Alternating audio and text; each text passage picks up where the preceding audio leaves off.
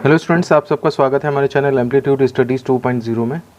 और देखिए applied maths 2 में यूनिट नंबर सेकंड चल रही है, इंटीग्रेशन सेकंड इसका नाम है, यानी कि समाकलन सेकंड।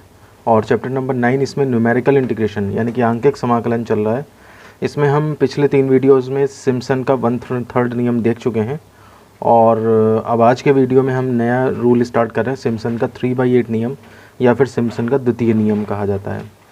मैं बता दूं आपको कि पहले भी मैं बता चुका हूं कि 95% पार्ट चांसेस होते हैं कि आपका सिर्फ पास सिम्पसन का नियम या फिर सिम्पसन 1/3 एक ही नाम है वो पूछा जाता है।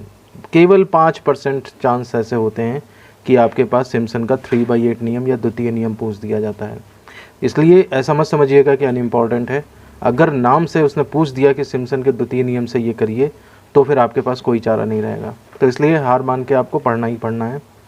तो इसमें देखिए, अब ज़्यादा इसमें डिटेलिंग में जाने की ज़रूरत नहीं है। मैं आपको पहले ही एक्सप्लेन कर चुका हूँ पिछले यूनिट्स में कि कोई भी कर्व है और उसके नीचे एक्स एक्सिस तक का जो एरिया होता है वही आप इंटीग्रल वाई डी एक्स से शो होता है। तो चाहे हम रूल जो होता है वो एरिया के लिए बनाया जाता है, अनियमित आकार के क्षेत्रफल के लिए रूल बनाया जाता है, और क्षेत्रफल ही चूँकि इंटीग्रल वाई डी एक्स होता है इसलिए इंटीग्रेशन निकालने में भी हम कह सकते हैं कि ये फॉर्मूला लगाया जा सकता है। यही चीज़ सिम्पसन 1/3 नियम में भी चलती थी और यही चीज़ यहाँ पर सिम्पसन के 3/8 नियम में भी है। बस फ़र्क ये है कि कितने भागों में बांटना है और क्या करना है।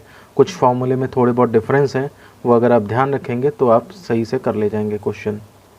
सबसे पहली बात है कि संपूर्ण क्षेत्र को n बराबर भागों में बांटा जाता है और n यहाँ पर जो है वहाँ पर भाग सम होते थे, लेकिन यहाँ पर n जो है वो 3 का गुणज है, उसमें बांट दिया जाता है। 3 का गुणज मतलब कम से कम 3 हो सकता है या फिर 3 का दुगना यानी कि 6 हो सकता है।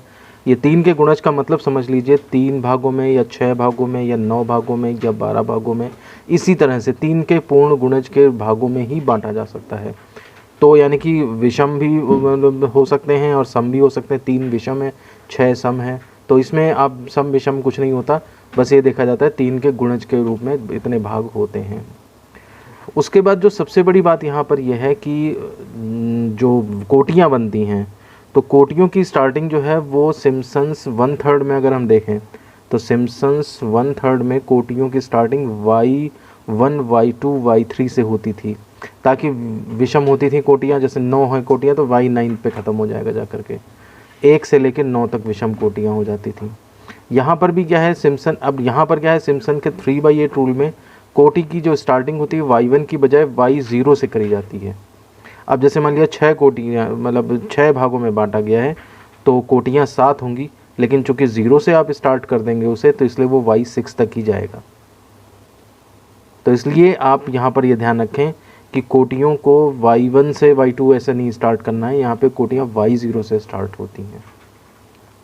तो फॉर्मूला क्या है यहाँ पर, a = एरिया = 3h/8। देखिए h के साथ जो डिफरेंस होता है, h जितने पार्ट्स में बांटते हैं उनका डिफरेंस, h = वही है b - a/n जैसे पहले निकालते थे। n 3 का पूर्ण गुणज है वो पहले ही बता चुके हैं, तो h के साथ मल्टीप्लाई में 3/8 लगा, इसीलिए इसका नाम जो है वो 3/8 नियम पड़ा। अब देखिए इस यहाँ पर क्या है, y0 + yn, यानी कि पहला और लास्ट जो है वो आपको ले लेना है, +3 इंटू इसमें क्या होंगे y1 + y2 + y4 + y5 + so on yn-1 और +2 और ब्रैकेट में y3 + y6 + so on yn-3। कहने का मतलब ये है कि जो गुणांक, जो कोटियाँ तीसरे छठे यानी कि 3 के गुणज वाले ऑर्डर की हैं उनको तो आप यहाँ पे रख लेंगे और 2 से मल्टीप्लाई कर देंगे। उसके अलावा वाली कोटियाँ जो हैं वो आप यहाँ पर y1 y2 y4 y5 ऐसे करके रख लेंगे। मतलब कहने का है, मैं आपको समझाता हूँ। जैसे मान लिया सपोज़ करिए कोटियाँ यहाँ पर y0 y1 y2 y3 y4 y5 y6 इस तरह से y7 y8 इस तरह से है मान लिया सपोज़ कोटियाँ।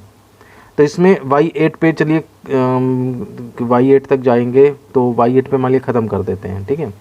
तो पहला और लास्ट तो यहाँ पे आ जाएगा, +3 इंटू 3 के गुणज, जैसे पहला छोड़ दीजिए पहला दूसरा ये y3 वाला, ये y3 आप 3 का जो गुणज है y3 y6, अगर y9 होता तो वो भी ले लेते, वो सब आपको एक साथ रखने हैं 2 के साथ।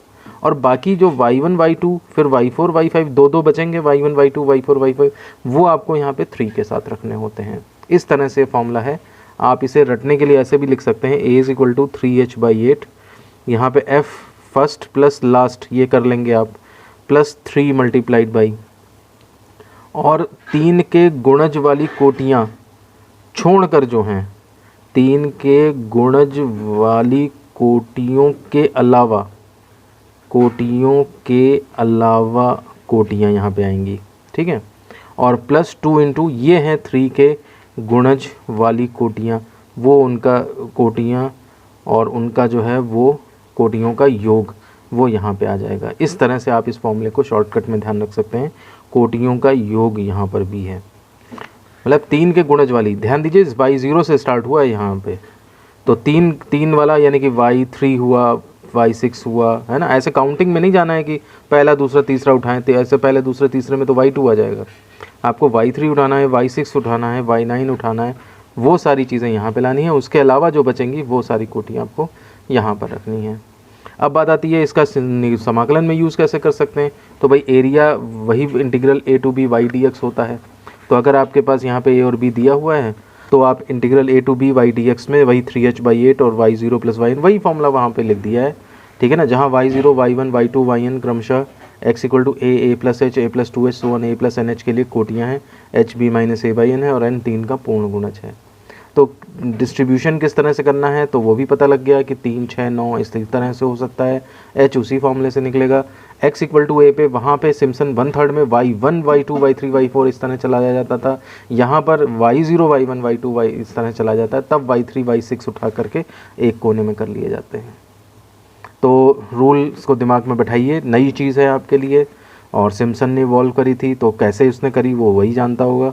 आपको तो बस मेमोराइज़ करना है, थोड़ा सा ध्यान में रखना है फॉर्मूले। अगर ये ध्यान में रख गए और इनकी बारीकियाँ आप समझ गए कि क्या बारीकियाँ हैं, जैसे y0 और y1 वाली अगर बारीकी नहीं ध्यान रखी आपने और पेपर में करना स्टार्ट कर दिया तो फिर कंफ्यूज हो सकते हैं कि y0 से क्या स्टार्ट होना था या y1 से स्टार्ट होना था। तो ये ध्यान रखिए, वहाँ पे y1 से स्टार्ट होता है, यहाँ पर y0 से स्टार्ट होता है। तो ठीक है, हमने सिम्पसन का 3/8 नियम यानी कि द्वितीय नियम जो है वो पढ़ लिया है, और अब हम क्वेश्चंस ट्राई करते हैं। इसके ऊपर हम केवल 2 क्वेश्चन करेंगे इसी वीडियो में, और ये सिम्पसन का 3/8 नियम इसी वीडियो में कंप्लीट भी कर देंगे, क्योंकि ज़्यादा इसके ऊपर क्वेश्चंस आते नहीं हैं। देखिए क्वेश्चन है हमारे पास, integral 0 to 1 plus x square dx का मान सिम्पसन के 3/8 नियम से यानी कि द्वितीय नियम से निकालें तथा इसकी सहायता से पाई का लगभग मान बताएं। तो वैसे तो ये सीधे इंटीग्रेट हो सकता है, tan इनवर्स x है ये, और लिमिट लगा देंगे तो सॉल्व होके आएगा, तो देखेंगे वो पाई की फॉर्म में ही आएगा। तो एक बार हम न्यूमेरिकल इंटीग्रेशन से इसकी वैल्यू निकाल देते हैं, एक बार इंटीग्रेशन की हेल्प से निकाल देंगे बेसिक इंटीग्रेशन से, और फिर इक्वलाइज़ करेंगे तो पाई की वैल्यू आ जाएगी। इसी तरह का पहला क्वेश्चन हमने सिम्पसन 1/3 में भी किया था, अगर आपने पढ़ा है तो हमसे, तो आपको ध्यान आ गया होगा। तो बहरहाल यहाँ पर जो a है वो आपका 0 हो गया लोअर लिमिट, b जो है आपका 1 हो गया यहाँ पे, और अब देखिए इसमें n कितना लिया जाए। तो n जो भाग लिए जाते हैं सिम्पसन के 3/8 नियम में वो 3 6 9 ऐसे करके लिए जाते हैं, तो हम n को 3 ही ले लेते हैं कि ताकि क्वेश्चन हमारा छोटा बना रहे। अब देखिए hence h is equal to कितना आ जाएगा, तो h is equal to b minus a/n यानी कि 1 माइनस 0/3 यानी कि 1/3, इतना डिफरेंस आया, ठीक है ना। अब टेबल किस में बनेगी, ये 1/1 प्लस एक्स स्क्वायर, और x इसमें टेबल बनेगी क्योंकि यही हमें इंटीग्रल y dx फॉर्म करना है। तो सारणी जो है वो निम्नवत होगी। तो कैसे बनेगी ये सारणी, तो देखिए इसमें x ये हो गया और उसके ऊपर y की वैल्यू 1/1 प्लस एक्स स्क्वायर है, वो ये हो गई, ठीक है ना। पहला वाला होता है a, फिर होता है a प्लस h, फिर होता है a प्लस 2h, ऐसे करके चलता जाता है। तो यहाँ पर देखिए आप a का मतलब कितना हो गया, 0 हो गया, फिर 0 प्लस h का मतलब 1/3 यानी कि 1/3 हो गया, फिर 0 प्लस 2h यानी कि इसमें 1/3 में ही 1/3 और जोड़ दीजिए, है ना। इसी से यही h जोड़ के यही आ जाएगा, तो 2/3 हो गया, और फिर उसके बाद इसमें 1/3 और जोड़ दिए तो 3/3 यानी कि 1 हो गया। बस हमारी अपर लिमिट आ गई 0 से लेके 1 तक। और देखिए यहाँ पर हमने कितने भाग कर दिए हैं, 3 भाग कर दिए हैं। देखिए यहाँ पे 0 से लेके 1 तक, और 1/3 और 2/3। तो 1 भाग, 2 भाग, 3 भाग, ये हो गए जा करके। तो अब यहाँ पर देखिए 0, 1/3, 2/3, 1 हो गया। अब यहाँ पर इसके ऊपर फंक्शन की वैल्यू निकाल लेते हैं। तो 0 पे देखिए 1/1 + 0 यानी कि 1 हो गया। इसमें जब निकालेंगे तो ये 9/10 आता है, ये 9/13 आता है, और ये 1/2 आता है। अब आप ध्यान दीजिए, इसको अब y0 नाम देंगे, इसको आप y1 नाम देंगे, इसको y2 और इसको y3 नाम देंगे। ठीक है, यहाँ पर ज़रूरी है कि आप इसमें नाम पहले दे दें, क्योंकि इन्हीं नामों का खेल होता है कि कौन से फॉर्मूले में क्या पड़ेगा। अब यूजिंग सिम्पसन्स लिख देंगे हम 3/8 रूल। तो ये देखिए integral a to b y dx is equal to कितना होता है 3h/8, और अंदर फर्स्ट प्लस लास्ट, तो y0 + y3 तो एक साथ आ जाएगा, प्लस 3 इंटू, अब देखिए y0 y3 तो ये आ गया इसमें। अब उसके बाद 3 के साथ यहाँ पर y3 के पहले वाले y1 3 के गुणज वाले को छोड़ के, तो 3 का गुणज y3 है, उसको छोड़ के कितने हो गए y1 + y2 आ गया। और प्लस 4 में क्या होता है कि इसके बाद वाला y1 y2 के बाद y3 लेते, लेकिन वो तो पहले ही ले चुके हैं ना, तो इसलिए यहाँ पर के लिए कुछ भी नहीं बचेगा, 0 बचेगा। बात को समझने की कोशिश करिए, y3 लिया जाता यहाँ अगर y4 y5 y6 और होते, यहाँ तो फर्स्ट लास्ट तो पहले आपने यहीं ले लिया यहाँ पे। अब बचे क्या y1 y2 तो इसमें आ गए, क्योंकि ये 3 के गुणज वाले नहीं हैं कोटियाँ, 3 की गुणज वाली कोटी y3 थी जो कि पहले आ चुकी है, तो अब यहाँ पर के लिए कोई बचा ही नहीं, तो इसलिए यहाँ पर जो है वो 0 आ जाएगा। ये हो जाएगा आपका 3/इंटीग्रल 0 to 1 1/1 + x² dx, और 3/8 इंटू 1/3 हो गया, y0 + y3 यानी कि 1 + ½ हो गया यहाँ पे, और प्लस 3 y1 + y2 9/10 + 9/, और यहाँ पर ये भी शायद मुझे लग रहा है कि 10 आ रहा है, देख लीजिएगा आप लोग, ये 10 है शायद। तो ये चीज़ इस तरह से हो गई। अब इसको थोड़ा सा सॉल्व कर दीजिए आप। ये 3 कट गया, 1/8 हो गया, ये 3/2 हो गया, प्लस 3 इंटू 207, ये 13 ही है, 13 ही है, सही है। तो ये एलसीएम लेकर के करा होगा, तो 207/130। बुक में मिसप्रिंटिंग है, एक्चुअली एग्जांपल है ना, वहाँ से कर रहा हूँ, तो ये अब आगे सही हो गया, 130 हो गया, और ये एलसीएम लेकर के आया होगा। इसको अब आप सॉल्व कर देंगे, तो 1/8 1.5 + 3 इंटू, और ये डिवाइड करके 1.5923 आता है। तो 3 से इसको मल्टीप्लाई कर दें, फिर 1.5 ऐड कर दें, तो 1/8 इंटू 6.2769, तो ये हो जाएगा 0.7846। ये आपका जो है वो इंटीग्रेशन की वैल्यू निकल आएगी। इसको आप इक्वेशन नंबर फर्स्ट मान लें। अब इसको कह रहा है कि इसके बेस पे पाई की वैल्यू बताओ, तो अगेन अब हम बेसिक इंटीग्रेशन लगा लें। 0 to 1 1/1 + x² dx is equal to, ये होगा tan इनवर्स x, और लिमिट 0 to 1 लग जाएंगी, और अपर लिमिट लगा दीजिए tan inverse 1 minus tan inverse 0। ये हो जाएगा tan इनवर्स 1 का मतलब tan π/4 माइनस tan इनवर्स 0 का मतलब tan 0। तो tan इनवर्स tan हट गया, π/4 बचा, माइनस tan इनवर्स tan ये होता 0 बचा, यानी कि ये π/4 आया। Equation number second. अब देखिए फ्रॉम फर्स्ट सेकंड वही वैल्यू ये है, तो इसका मतलब π/4 इज इक्वल टू 0.7846, यानी कि pi is equal to 4 into 0.7846, यानी कि 3.1384। हालांकि 3.14 होती है, राउंड ऑफ करेंगे वही आएगा, लेकिन देखिए कितनी अच्छी तरह से हमारा ये पाई की वैल्यू निकल आई है। तो वैसे पाई की वैल्यू अलग तरीके से निकाली जाती है, लेकिन एक तरीका ये भी है इसको निकालने का, तो ये हमारा ये आंसर भी आ जाता है। तो ये भी आंसर आ गया, ठीक, और उसके सहायता से पाई का मान, तो ये भी हमने निकाल दिया है। क्वेश्चन देखिए बिल्कुल सिंपल है, बस खेल सारा यहाँ पे है, टेबल बना के और फॉर्मूले में वैल्यू कैसे पुट करनी है। अभी अगला क्वेश्चन करते हैं, तो उससे आपको और क्लियर हो जाएगा, और फिर उसी के साथ हमारा ये वाला वीडियो भी ख़त्म हो जाएगा। आइए चलते हैं नेक्स्ट क्वेश्चन पे, और ये क्वेश्चन आपका एक्सरसाइज का क्वेश्चन नंबर 15 भी है, 2017 में आया भी है। और देखिए इसमें साफ साफ कह दिया गया था 0 to 6 1/1 + x² dx का मान सिम्पसन के द्वितीय नियम से निकालें। तो देखिए और कोई चारा ही नहीं बचता, सिम्पसन के नियम का ही यूज़ करना पड़ेगा। और यहाँ पर देखिए 0 से 6 तक है, तो साफ साफ दिख रहा है 6 जो है वो 3 6 9 भागों में बांटना है, तो सीधे आप 1 2 3 4 5 6 ऐसे भाग बांट लो, 1 2 3 4 5 6 भाग बन जाएंगे, ठीक है ना। तो इस 0 पे जो वैल्यू निकलेगी जाके वो y0 हो जाएगी, 1 पे y1 हो जाएगी, y2 हो जाएगी, y3 हो जाएगी, y4 हो जाएगी, y5 हो जाएगी और y6 हो जाएगी। फिर फॉर्मूला लगा देंगे, टेबल बना के फॉर्मूला लग जाएगा। तो यहाँ पर जो है वो हम h को अपने हिसाब से n को 6 मिल ले रहे हैं। Let us take n is equal to 6। तो h इज इक्वल टू कितना हो जाएगा, b माइनस ए ओवर एन, यानी कि 6 माइनस a यहाँ पे कितना है 0 और b कितना है 6। तो 6 माइनस 0 अपॉन 6 यानी कि 1 आ गया h की वैल्यू, ठीक है ना। तो अतः सारणी निम्नवत होगी। अब हम सारणी बनाने की कोशिश कर सकते हैं। तो सारणी जो होगी देखिए x ये हो जाएगा और 1/1 प्लस एक्स स्क्वायर ये हो जाएगा, ठीक है। अब देखिए यहाँ पे ये 0 हो गया।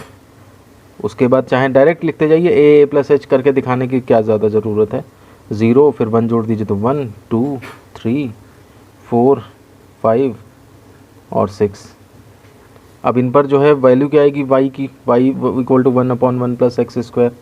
तो ये देखिए कैलकुलेट करके जो है वो मैंने रख रखी है, वो मैं सीधे लिख देता हूँ। 1 इस पे आ रही है 0.5, इस पे आ रही है 0.2, इस पे आ रही है 0.1, इस पे आ रही है 0.058824, इस पे आ रही है 0.038462, 0.027027, ये इस पे आ रही है। ये आपका नाम देंगे y0 का, ये है y1। y0 से स्टार्ट कर रहे हैं, देखिए सिम्पसन 1/3 में y1 से स्टार्ट करते थे, y2 y3 y4 y5 y6। अब इसमें सिम्पसन का 3/8 नियम लगा देते हैं।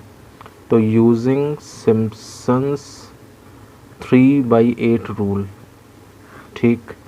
तो 0 a टू b या 0 to 1 सीधे 0 to 6 1/1 plus x square D X is equal to 3h/8 और फॉर्मूला लिख देते हैं y0 प्लस y6। देखिए फर्स्ट क्लास तो ये कर लिया आपने, प्लस 3 टाइम्स और इसको छोड़ दीजिए, y3 को छोड़ दीजिए 3 का गुणांक, और 6 तो ले लिया तो ठीक है, ये दोनों और ये दोनों इनका सम यहाँ 3 के साथ आ जाएगा, y1 plus y2 plus y4 plus y5 और प्लस 2 इंटू और फिर इसमें y3 आ जाएगा। उसके आगे y6 आता लेकिन वो तो पहले ही चला गया, तो बस ये यहाँ पे एक ही आ पाएगा, ठीक है। अब इसमें बस कैलकुलेशन रह गई है। तो 3/8 h की वैल्यू 1 हो गई। अंदर देखिए 1 प्लस 0.027027 ये हो जाएगा, प्लस 3 टाइम्स 0.5 प्लस 0.058824 प्लस 0.038462 और प्लस 2 इंटू और y3 0.1 है तो 2 इंटू 0.1 ये आपके पास आता है। इसको थोड़ा सा आप सॉल्व करिए तो 3/8 ये हो जाएगा 1.027027 प्लस 3 टाइम्स इसको ऐड कर दीजिए, ये आ रहा है 0.797286। अब देखिए कैलकुलेटर तो मिलेगा नहीं आपको, तो आपको तो हाथ से ही करना है, यहाँ पे हमने कैलकुलेटर से कर रखा है। तो 3/8 ये आ रहा है 1.027 प्लस 2.391858 प्लस 0.2 ये आ रहा है 3/8 3.618885। इन क्वेश्चंस को करके आपको ऐसा लग रहा होगा जैसे चौथी पाँचवीं क्लास के क्वेश्चंस कर रहे हो, इतनी कैलकुलेशन कभी नहीं करी होगी आपने इस तरह की। ये हो जाएगा आपका 3 से मल्टीप्लाई फिर 8 से डिवाइड और ये इस तरह से 1.3571 ये आपके पास आंसर आ जाएगा। तो इस तरह से हमारा क्वेश्चन कंप्लीट होता है और सिम्पसन्स 3/8 नियम के ऊपर क्वेश्चन प्रैक्टिस भी कंप्लीट होती है। अगर आपने सिम्पसन 1/3 नियम पूरा करा है तो सिम्पसन 3/8 में बस थोड़े से डिफरेंसेस के साथ आप फॉर्मूला ध्यान रखेंगे तो आपको ये आसानी से ध्यान हो जाएगा और डिफरेंसेस हमेशा के लिए याद हो जाएंगे। पेपर टाइम पे बस पढ़ के चले जाइए उन चीज़ों को, या ये वीडियो देख लीजिए और उससे आपको प्रैक्टिस कर लीजिए क्वेश्चंस की, आपका ये क्वेश्चन कभी गलत नहीं होगा। अब हमारे पास चैप्टर में ट्रेपेजोइडल रूल एक बचता है जो कि बहुत ज़्यादा इम्पॉर्टेंट है। जितना सिम्पसन 1/3 है उतना ही ट्रेपेजोइडल है और ये सिम्पसन 3/8 थोड़ा कम इम्पॉर्टेंट है। तो ट्रेपेजोइडल रूल जो है वो हम नेक्स्ट टर्म से स्टार्ट करेंगे। और ये वीडियो अगर आपको ज़रा सा भी पसंद आया हो तो आप इसे दोस्तों में भी शेयर करें। चैनल पर नए हैं तो इसे सब्सक्राइब करें और बेल आइकन में प्रेस करके ऑल का ऑप्शन सेलेक्ट करें ताकि इसी तरह के इन्फॉर्मेटिव वीडियोस आपको मिलते रहें। तो मिलते हैं आपसे अब नेक्स्ट वीडियो में। धन्यवाद।